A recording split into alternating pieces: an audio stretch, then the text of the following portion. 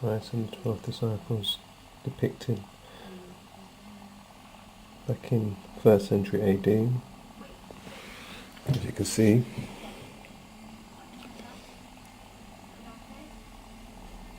they're all depicted as black people.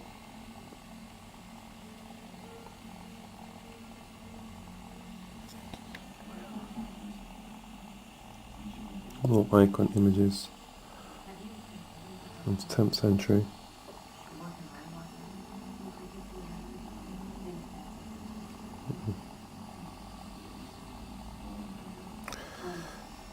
As you can see, the bishop here, this is the white bishop, and he's got a brush. As you can see, it's an image of Christ to the right, and he's trying to, well, I'm not even going to tell you, you can just read this here.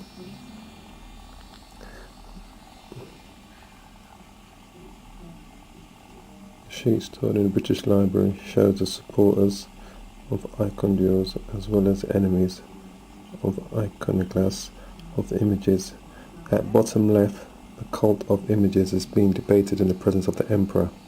At the right, a bishop is whitewashing over an image of Christ with a sponge. At the above left, carrying an icon between them, at Theodore Studies and the patriarchs Nicephorus, both of whom defended the veneration of images. And the right is Emperor Leo III of the Byzantine gold coin. The impression of this coin. So this is the image here of the priest, whitewashing image of Christ, as it clearly tells you. And this is the image here of Leo III of the Byzantine Empire. As you can see, if you look at his features, you can see he's a black man. This is a gold coin from back then. Here we have a 16th century image of Mary feeding Christ as a child. As you can see, these people depicted as black people because they always knew from the scriptures that Christ and Mary and the Israelites were black people. As it shows you here, the Christian image of Mary with the child Jesus at her breast shows the maternal love of the Mother of God, her love for the Logos made flesh through her, and has nothing in common with the ideas behind the great Mother Goddessness, who represents the nature force of giving birth. This is a picture of the three angels who came to Abraham during the days of Sodom and Gomorrah to tell him that one had come to tell him that Sarah was going to bear a child at her old age, and the other two had come to tell him that they were going to destroy Sodom and Gomorrah by the orders of the Most High, due to all the abominations that was happening there. As you can see, the Holy Trinity, Moscow, 18th century.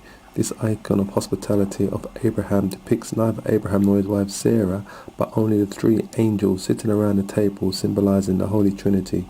Their silver halos and collars are ornamented with multiple colored enamel, as is the wide frame. This is a 18th century picture depicting the three angels as black.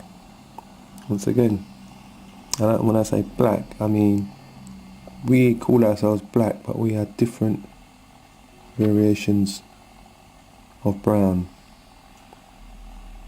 That's what we really are. This is another picture. Shows you Mary, Christ. It's again depicted as black people. These are early 16th century, 18th century pictures. And then, if you look at this, those are depicting the disciples, the 12 disciples. 1, 2, 3, 4, 5, 6, 7, 8, and 12, and Christ around. You see Christ in the middle with Mary. Look at them. People all depicted as black people back then. These are their portraits. These are two high priests. There's two doctors, of the church in Episcopal Byzantine, 14th century. Patriarchs of Alexandria, fought the heresy of the Arians. Cyril, also patriarch of Alexandria, prevailed over the terrorists. So these are their patriarchs. These are from Eastern Europe. These patriarchs. This is where they're based today. And where they are black people, because they know who the Israelites really are. The people of God are. This is more art showing you the Israelites that lived back during the 14th century, as you can see.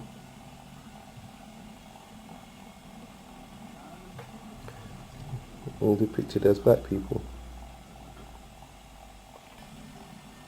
This is a picture of Peter, Saint Peter, the Apostle, with his nice heavy head of afro, 14th century. This picture resides in Moscow today. It's a 14th century picture. And over here it has a bit of information about it. It says head of Saint, page 48, head of Saint Peter, FIFO Greek in the 14th century. The icon of the fourth figure of the Apostle Peter, to which this detail of the head belongs, is one of our masterpieces of Theophanes the Greek, done in Moscow while he was painting for the Cathedral of the Annunciation. The overly slender figure of this master have a spiritual quality which is also evident in the head of Peter. The narrow face with meditative eyes placed close to his straight nose. Well, I don't think his nose is that straight, but as you can see, the head of Peter is his what? His afro. White people don't have afros. Hair don't grow like that, it's straight, drops down.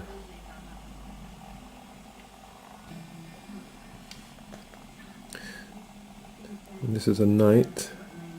His name is Saint Demetrius of the Thessalonica, Bulgarian. Thessalonica, end of 17th century. On his red horse, in the pose of a youthful hero, Demetrius slays Lysias, a gladiator of the hostile pagan emperor. As you can see in the picture, that's the gladiator slaying. That's him there on his horse. And these are black people. There are more pictures of Saint Peter again. So these people were all depicted. Mary again, the Black Madonna, as they call her today. And you'll see here. Okay, let's just go into the four holy men. Up here, sorry guys.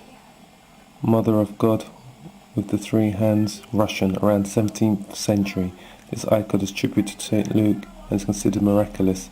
It is said that John of Damascus, from 750 AD, whose hand was cut off by order of the Iconoclastic Emperor Leo III, prayed in front of this icon, and immediately the severed head which he had with him grew back. In memory of this miracle, a third silver-plated hand was added to this icon. This is Mary here, depicted as a black woman, with the two black angels next to her, because the Israelites, the Jews, the 12 tribes, the Hebrews, were all known as black people back then. There was no mistaking who these people were. Here again, Mary again, depicted. This is another picture, portrait of her. As you can see here, below left, can't pronounce that, but Trikarusa, Mother of God, Hilanda Monastery, 14th century. Of the Hojijuda Mother of God icon is found in the Hilanda Monastery. This icon is richly overlaid with silver. It is said that when the hand of Saint of John Damascus was severed, he brought it with him and prayed before this image, whereupon his hand was restored. In gratitude for this, a silver hand was added to the icon, making it three-handed. So that's why you see the three-handed. As you can see on the picture, the silver hand is down the bottom there, left-hand corner. He said that when he saw the icon, he prayed to it. Apparently the hand that he had severed was restored. Now we don't know how true that is, but what we do know is that the Mary that he was praying to, the icon, was a black woman with her son, Christ, in her arms as a black man, as you can see. Beautiful picture. Look at these icons. This is Saint Luke from the Gospel, depicted as a black man. These are two other saints we have here, depicted as black people. And this is Matthew, depicted as a black man, as it says here. It says, from left to right, Saint Luke, the evangelist, in a monastery, 14th century. Saints Sergius and Bacchus, in the same monastery, 14th century. And Saint Matthew, the evangelist, 14th century. Back then it was common knowledge who these people were.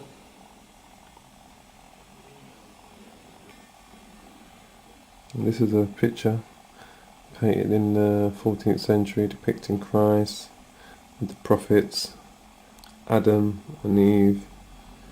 Those are the prophets over there, depicting Christ, depicting former kings, all black people. These people were painted all as black people. And who do you think that is? That's Saint George, the Dragon Slayer, who did exist, who lived back in the 14th century.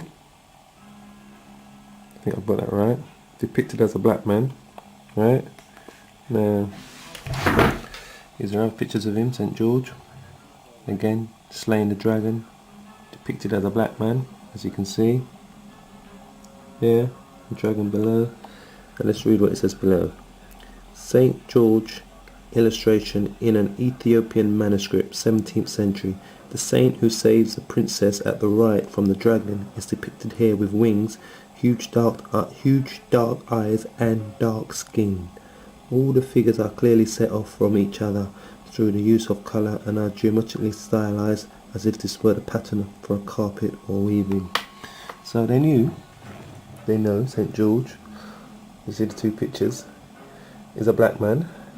This is the same patron who these English white people celebrate, St. George. They have the St. George's flag, but yet do they know that he was from the Middle East or Mesopotamia and he was a black man, St. George, and he was an Israelite.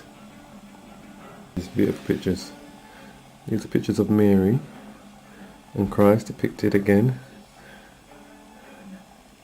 St. George there, look at him, look at his afro.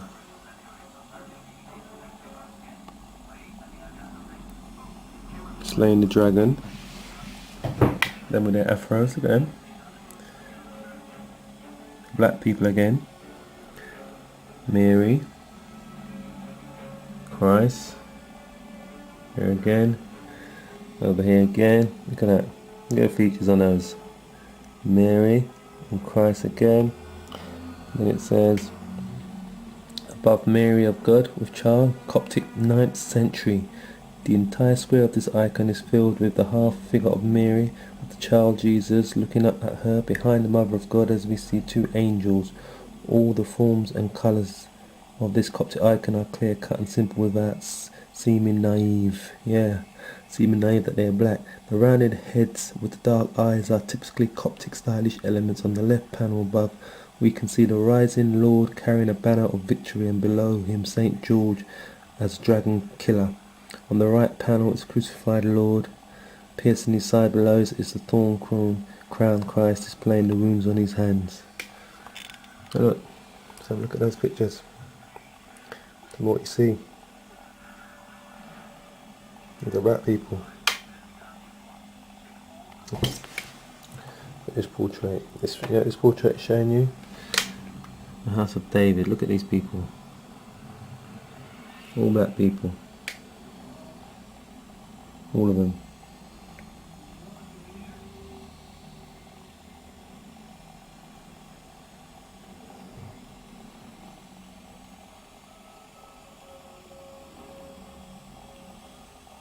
You see that? Beautiful. All of them black people.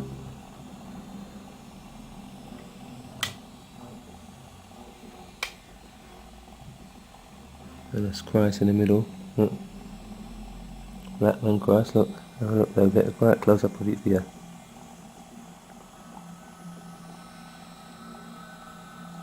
Look at that. And it says here, the portrayal of Christ's descent into hell in the centre of the large icon at the right is encircled by a double wreath of images. These depict the life of Christ in 52 separate scenes. They begin with the solemn decision of the threefold God to become human in Jesus, the Logos, and they end with the Domitian of the Mother of God. The large icon at the left below, the genealogy of Christ, of Jesus, the root of Jesse, is prominently displayed. The root of Jesse. The 9 separate panels depict from above left to right Sophia, the wisdom of God, Christ is sent into hell, the mother of God of burning bush, Mary's entrance into the temple, the synaxis of the mother of God, the protecting build of the mother of God, celebrating the icon of the Vladimir mother of God. Now, that was really prominent in what we were just reading there. Was the part there it says, on the large icon on the left, below the genealogy of Jesus, the root of Jesse, is prominently displayed. Right? That's this one here. So, why would it be talking about the genealogy of Christ, the root of David, if he didn't come out of the lions of David, Solomon, and come from that line there? You know, why would it be talking about that if Christ wasn't born by sperm, if Joseph hadn't impregnated Mary, because Joseph comes from the line of David and Jesse, yeah, Jesse's David's father, Solomon, comes from that bloodline there. Why would this be talking about this picture depicting the genealogy of Christ if he wasn't born the same way as we all were born, through mother and father having sex? Look at that. These are 9th century pictures. Beautiful. Showing you the whole bloodline, his genealogy, which describes in Matthew chapter 1 in the Bible. Yeah. This picture here depicts Archangel Michael on his horse, Ivan the Terrible. You hear about the Russian, there's another black man, they tell he's a white man but he's a black man because all of those places were inhabited by black people back then, yeah, in the 14th century. His army, look at that, army full of black men.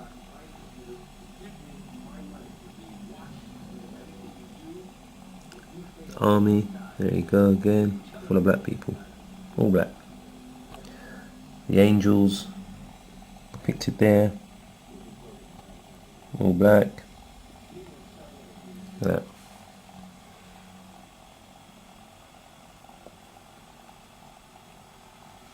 And if we come down and read what it says here,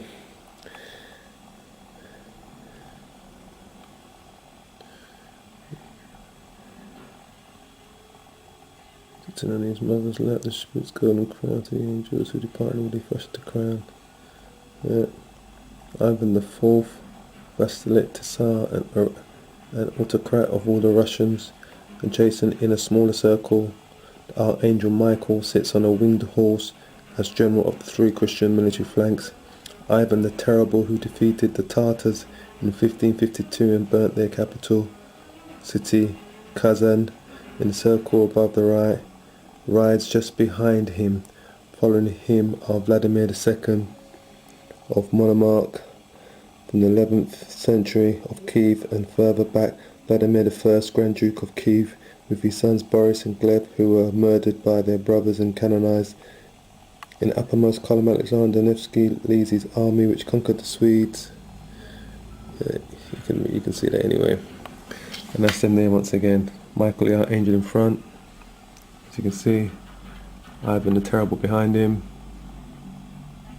His army of black Russians. That's where you hear about the term black Russians, because the Russians were originally black, I'm afraid to say. Yeah.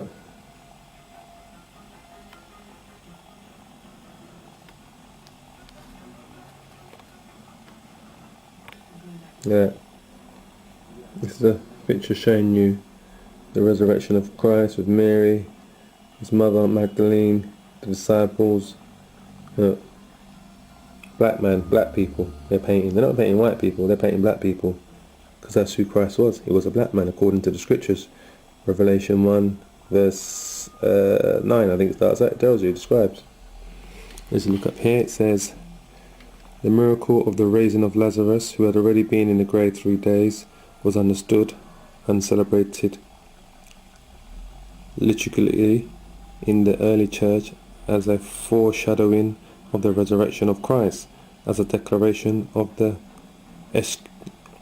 eschatological resurrection of the dead, and last but not least, as an allusion to the new life we receive in baptism. This icon shows realistically how the door to the grave is removed, and Lazarus appears. The focal point is the triangle formed by the grieving sisters at the feet of Jesus, the men opening the grave, and the resurrection of Lazarus. Jesus and his disciples are separated from the rest of the people by a rocky ledge, so that two more groups are formed.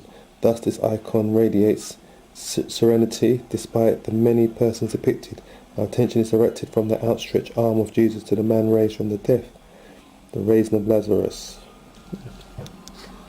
And look again, look at another beautiful picture. Same thing. See Christ there? These are black people.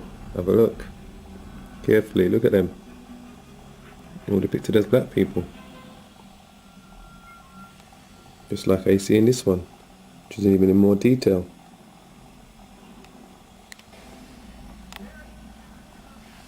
Another picture.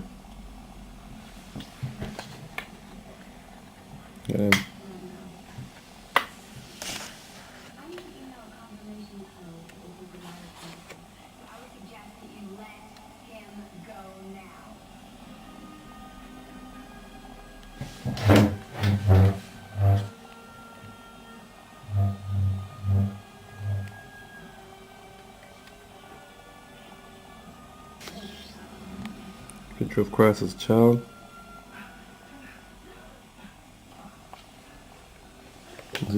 This is from when, right, Emmanuel, Christ Emmanuel, 1697, in this small icon. The wise countenance of the pre-existence Emmanuel looks as though he is hypnotizing the beholder. The right eye pierced slightly towards the left, while the left eye is focused straight ahead.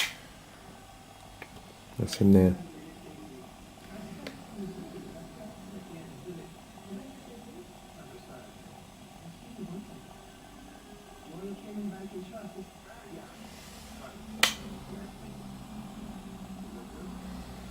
These are pictures of him.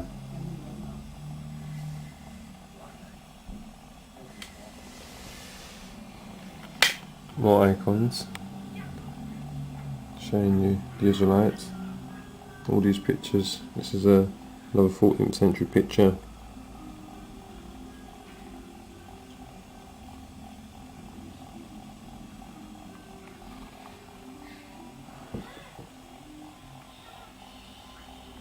When they wanted to depict them as white, this is what they would look like during the Renaissance. When they want to change Mary to white, look, you can clearly see they paint them as white.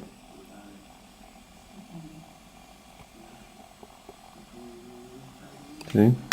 They'll paint them as white so you can see. All these are what you would happen during the Renaissance, when the heathen would paint the likeness of the people of the book and change the likeness of them to favour them. See? They would clearly show that they're white. So don't think when I'm showing these pictures of these people in black that they're not painting them who they were. That's who they were. These are pictures now from the 16th, 17th century during the Renaissance. It even shows you iconography of the Mother of God in the order of her literal feast, surrounded by feast day scenes, first half of the 19th century. You see? It's well into the heart of the Renaissance they're doing this.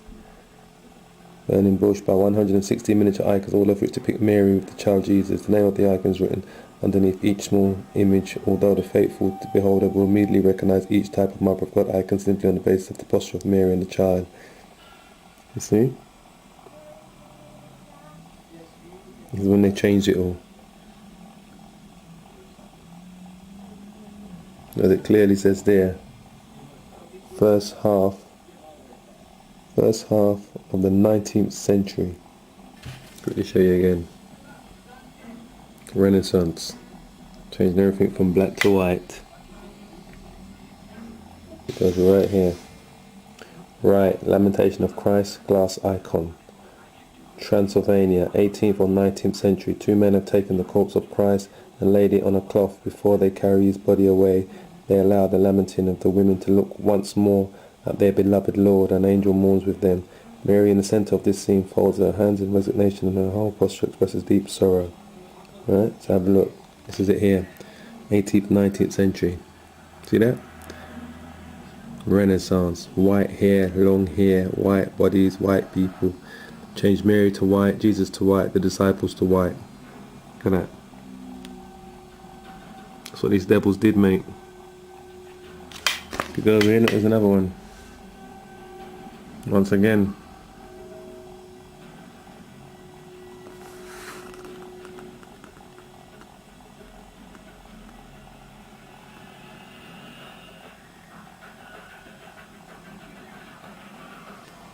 We'll look at the original pictures of Mary, white woman.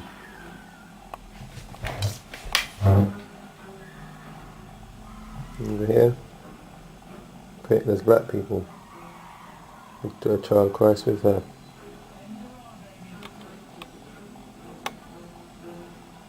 Yeah.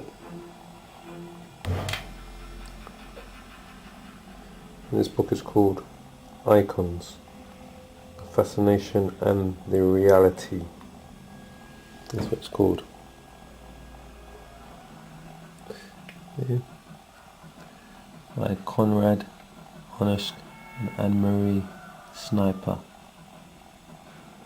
And even the cover of it, they show you Christ and Mary, black woman, black baby, in the picture.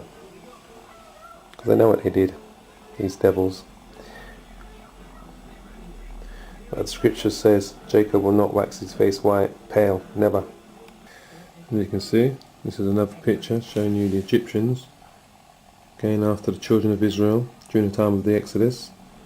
Pharaoh there, black Egyptians as we know, and those are the children of Israel depicted black. These are pictures from the ancient sites in Egypt in Luxor, yeah.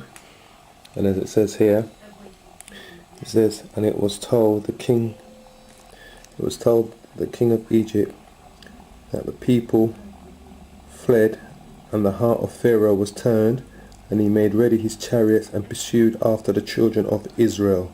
Exodus 14, chapter 14, verse 5 to 8. And children of Israel, as you can see, are all black people that he's pursuing. He's not pursuing no white people there. These are portraits of Joseph, black man, as you can see. And these are more portraits here. And these are all from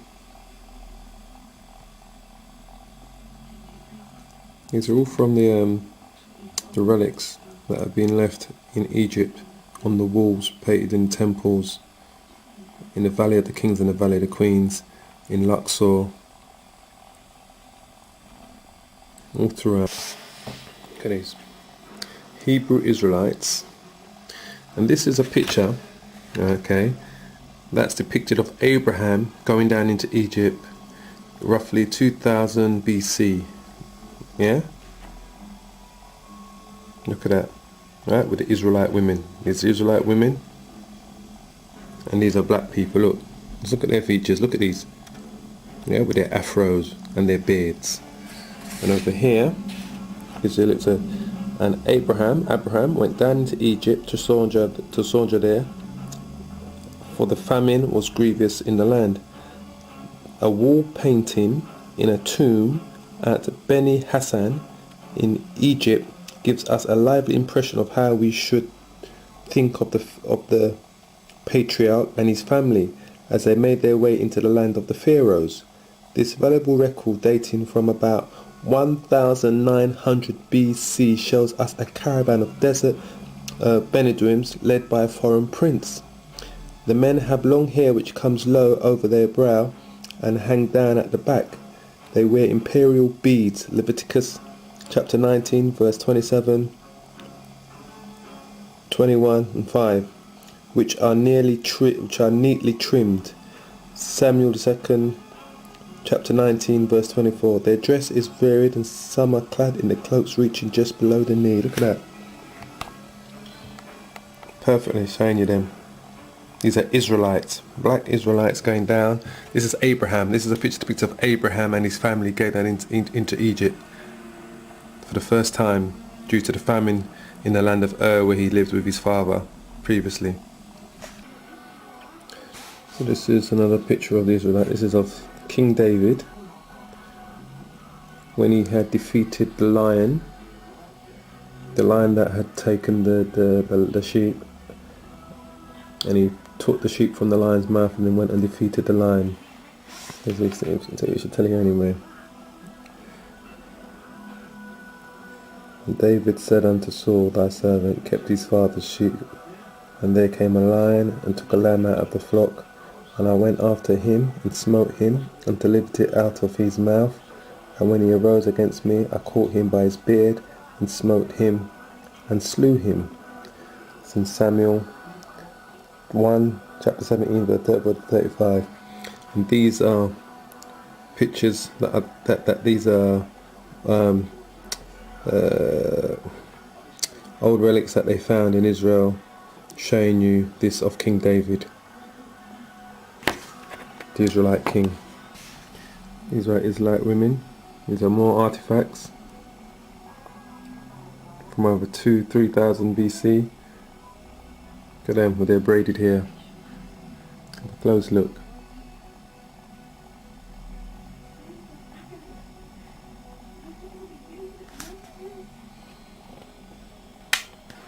More relic of the Israelites building ships. King Solomon. King Solomon sent his men on many ventures with the Hittites and the men of Tash. I might even tell you here. Yeah, and King Solomon made a navy of ships in Ezion-Geber, which is beside Eloth, at the shore of the Red Sea in the land of Edom, the Edomites' land. Kings 1 chapter 9 verse 26. And these are more relics that depicts us Hebrew Israelites. As you can see, they're all black people. Look carefully.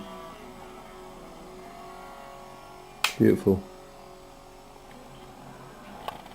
These are like the other tribes. These are the Hiramites, Hiramites. These are them with their chariots. These are the Hittites. These are all black people. I'm just trying to show you that with their beards. Have a close look at them with their curly beards. These are the Hittites with their chariots. Over here, show you another picture of a Hittite. Look at him. His curly beard and his braided hair. Because black people were running things back then, but we're really just trying to focus on the Israelites. We're just trying to show even the other tribes. This picture of Solomon's temple. Israelites, when they were working on building on Solomon's temple, look at them, black people. They're not white people. These are the Assyrians, look at them. Just want to quickly show you the Assyrians, the black people. Look at their beards, look at their heads, look at their braided hair, look at their beard. Look at them. His braided hair, look. His beard. These are the Assyrians. They brought the 10 tribes from the north into captivity under King Shalmaneser III. Another Assyrian. Just going to quickly show you so you can see these are black people as well.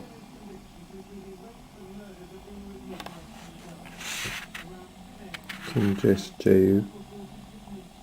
Look at that. Look at them. Black people with their beards, look at them. Comes right here.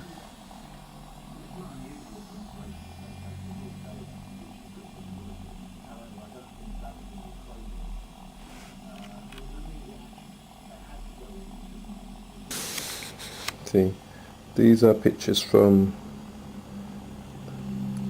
an obelisk that was found, and other artifacts that was found showing the Israelites. And this one here, you see the Israelites. To your left is King Shalmaneser III, and to your right is King Jehu of Israel, coming bearing gifts to King Shalmaneser III. This is roughly during the 8th century to 9th century BC. And these are Israelites there who are bearing gifts, bringing them for him. All of these, look at them with their beards. As you can see.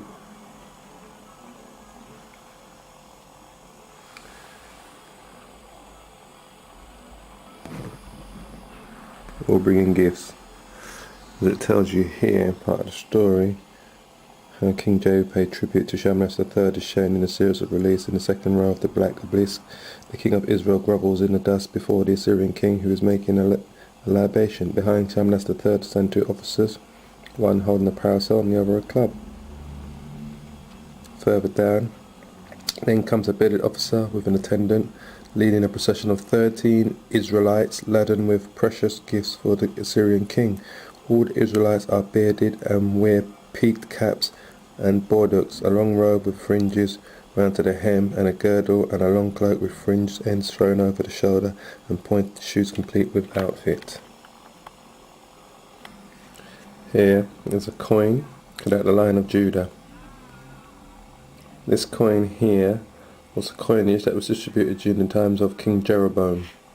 Now, if you see here, it tells you Jeroboam, the son of Joash, king of Israel, began to reign in Samaria, which is northern Israel, and reigned 41 years. Kings 2, chapter 14, verse 23.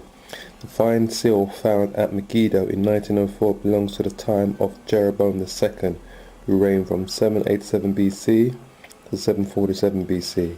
Above the roaring lion it reads Shema, and underneath servant of Jeroboam.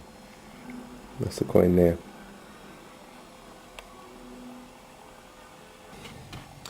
Now, look at this man's braided hair. This is just to show that all these people back then were black people, yeah? Or I would even go as far as saying maybe 95% of the people that lived back then were black people, people of colour. This is King Tiglath-Pileser III, okay, the king of Assyria. This is the same king that took down the northern kingdom. Yeah, as you can see in more artifacts, pictures. These are all artifacts that were found, yeah. Took down the northern kingdom of Israel under his rulership. Yeah, this is the guy who took away the 10 tribes. In the days of Pekah, king of Israel, came Tiglath-Pileser, king of Assyria. An Assyrian artist has given us on a relief this portrait of a fierce and inexorable Tiglath-Pileser III. It comes from his ancient capital at Nimrud, when this terrifying monarch, the real founder of the Assyrian Empire, ascended the throne in 745 BC. It was the beginning and the end of the northern kingdom of Israel. And this is just another artifact that found that shows you the taking down of Israel, the northern kingdom, by the Assyrians. As you can see, those are 3 Israelites that are impaled on spikes up there. Those are the Assyrians there coming. They're black people as well, just like the Israelites, with their nice braided beard and their braided hair, as you can see. And they've come here to take down the northern kingdom, where the 10 tribes, these were the guys who took away the 10 tribes into captivity. So you can see that's the Assyrian king again. Sargon II. These are the Israelites taken into captivity by the Assyrians. As you can see, if you look close, there's another artifact with their braided hair and their beard.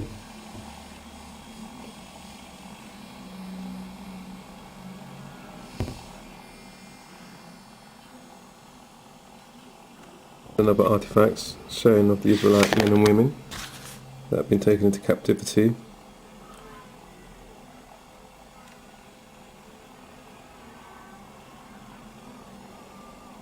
And the ones at the bottom were slain who tried to flee.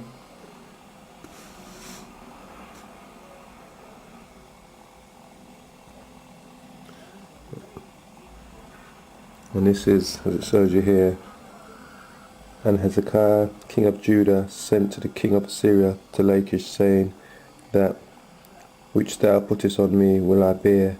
And the king of Assyria appointed unto Hezekiah king of Judah 300 talents of silver and 30 talents of gold. The official Assyrian record on Sennacherib, which is another king of Assyria, presume adds some interesting items to the list of tributes that, according to the Bible, Hezekiah had to pay, as well as 30 talents of gold. He had to dispatch singers, both men and women, to my royal city of Nineveh.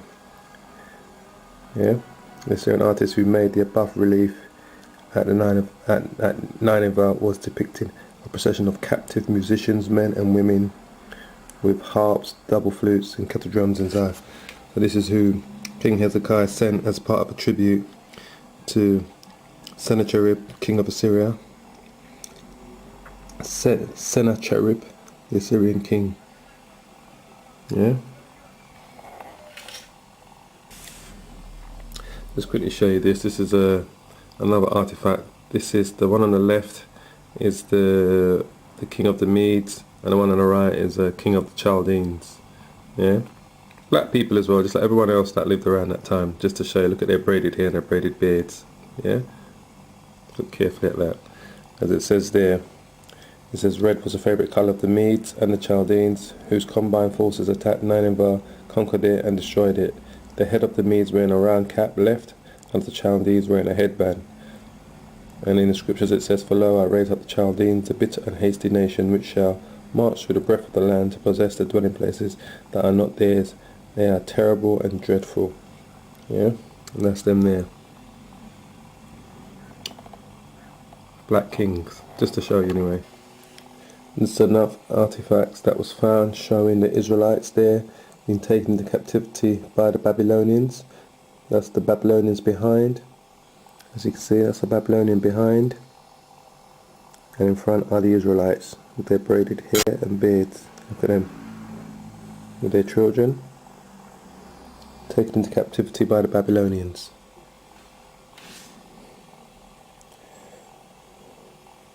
There you go, Nebuchadnezzar. Once more, after the destruction of Jerusalem in 587 BC, a large number of the survivors were taken to Babylon. This time it was the deserters, middle class and working class people, and also many poor folk. Assyrian reliefs have faithfully registered the miserable plight of their vanquished enemies as they are marched off to exile. Yeah, by Nebuchadnezzar. This is another artifacts showing you Israelites that were taken into captivity by the Babylonians. As you can see, children, women, men.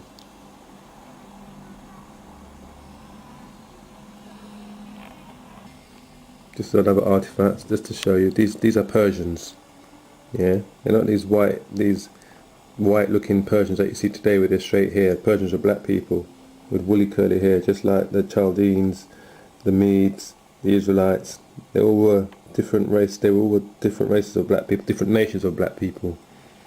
Yeah, and that's them there. Those are Persian soldiers depicted on an artifact as black people, as you can see, with their braided beards and their braided hair. Yeah, these are Persians. Have a look at the Persians, look. They were black people as well, Persians.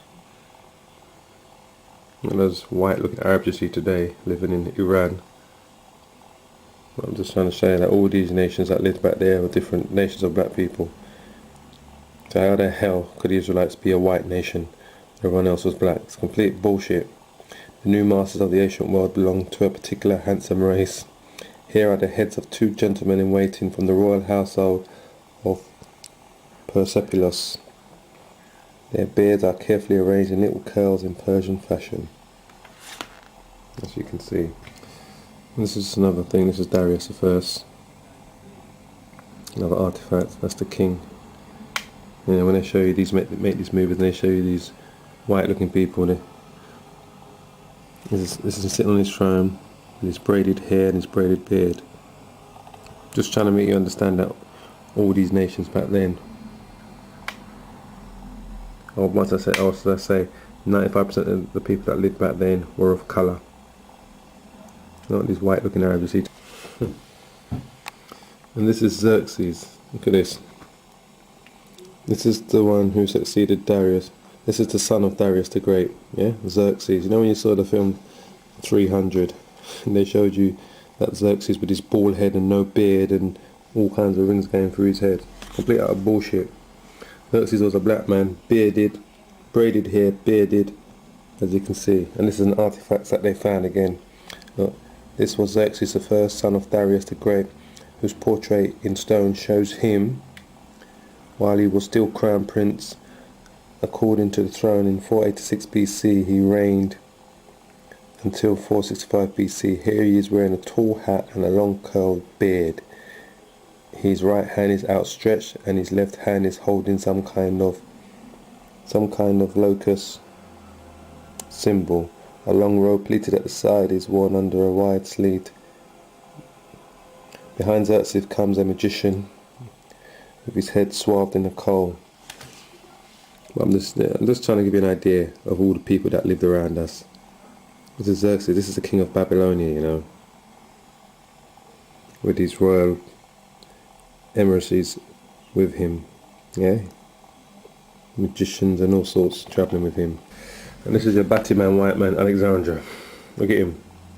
See the white people there, straight, wavy hair, nose, no lips. Look at him. This is his coin, yeah.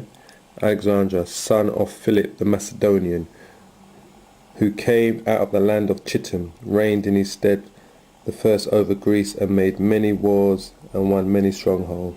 The first book of the Maccabees, going far back into history, begins with the reference to the victorious campaigns of Alexander the Great. This is a portrait of Alexander on a gold coin showing him with a horn as a sign of his divinity. And he goat came from the west, prophesied in Daniel, that's right, 8 and 5, 21. And the rough goat is the king of Grecia, and the great horn that is between his eyes is the first king, which Daniel, the Israelite, you know, stories about Daniel and the lions. Then, after Daniel, they're talking about that prophesies this before this happened, and Daniel prophesies this probably 300 years before this happened.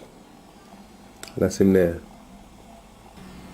Just kind of give you a little idea of our journey, the age of the patriarchs, like Abraham, Jacob and Isaac.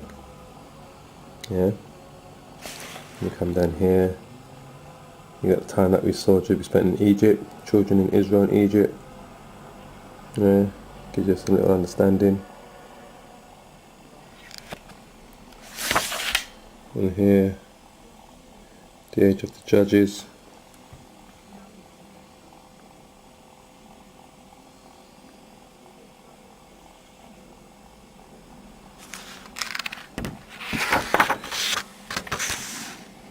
And here, the age of the kings. That's when we had the United Kingdom, Saul, David and Solomon, times of their rulerships. Yeah. Battles with the Philistines.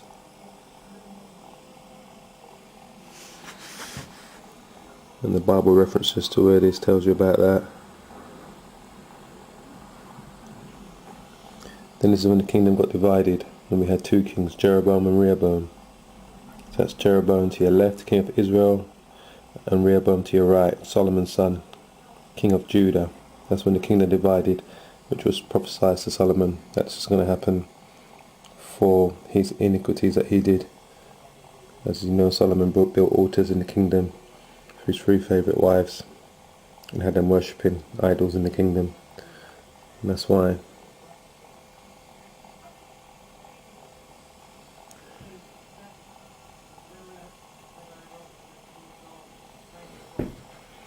And then get the southern kingdom.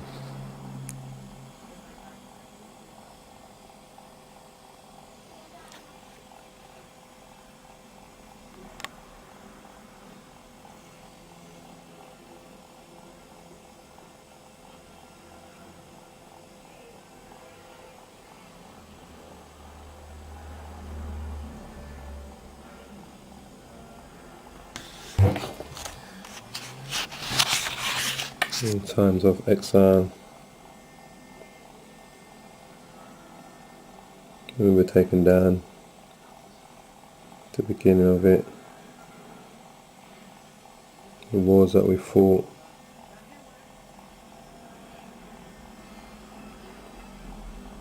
in the time of Christ.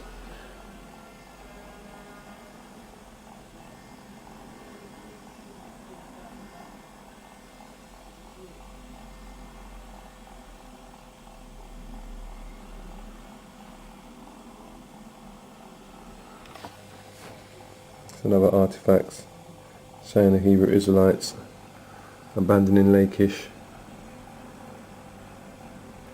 during the times of the Assyrian rule. The information over here. Assyrian relief showing the Hebrews abandoning Lachish, which had been captured by Sennacherib during his war with Hezekiah. British Museum, London. Everyone's got our shit but us. This is another artifact that was found showing those devils, the Romans, plundering our temple in 70 AD, taking away the candlesticks, all of our holy items that resided in the temple before they destroyed it. The vessels of Jerusalem temple in Titus' triumphal procession after his victory over the Jews and the burning of the temple in 70 CE, which is Christian era, that stands for. All the vessels and magnificent furnishing of the temple were taken to Rome as war booty. See?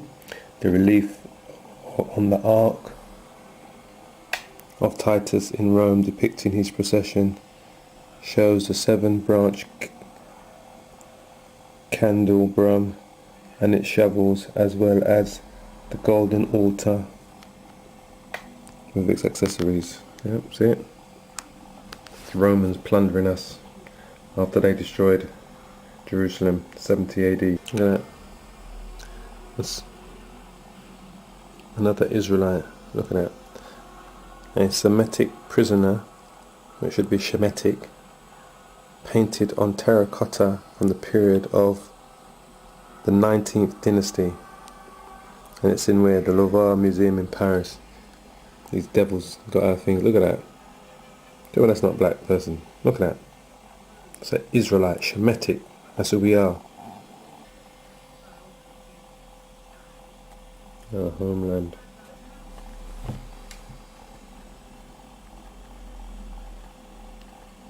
All tribes.